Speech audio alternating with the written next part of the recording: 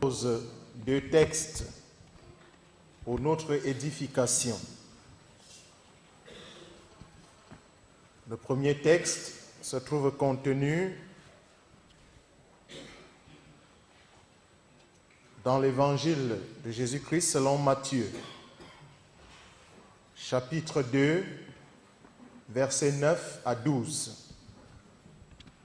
Le second se trouve contenu maintenant dans l'évangile de Jésus-Christ selon Luc,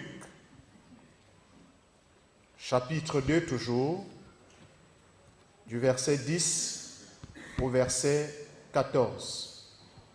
Nous sommes dans le Nouveau Testament.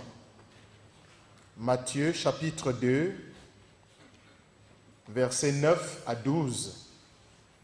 Et Luc, chapitre 2, versets 10 à 14. J'ai avec moi la version 1910 du docteur en théologie Louis II.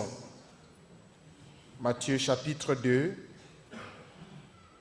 versets 9 à 12. Nous lisons. Après avoir entendu le roi, ils partirent.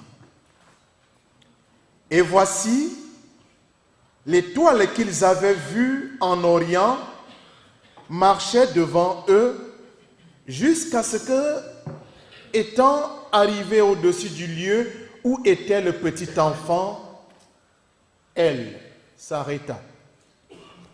Quand ils aperçurent l'étoile, ils furent saisis d'une très grande joie.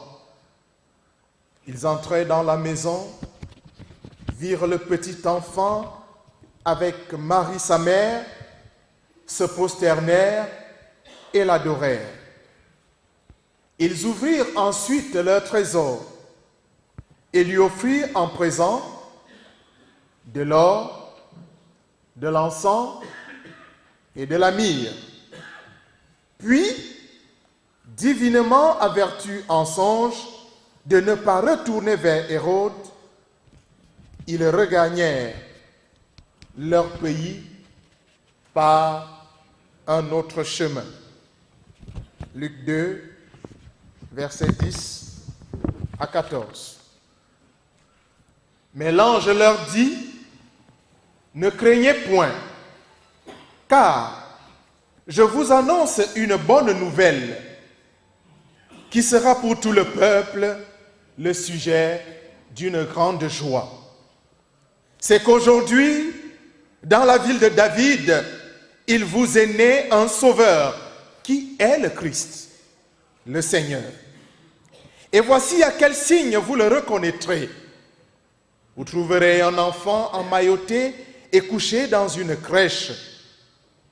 Et soudain, il se joignit à l'ange, une multitude de l'armée céleste, louant Dieu et disant, « Gloire à Dieu dans les lieux très hauts et paix sur la terre parmi les hommes qu'il agrée. » L'herbe sèche, la fleur fane et tombe, mais la parole de notre Dieu demeure d'éternité en éternité.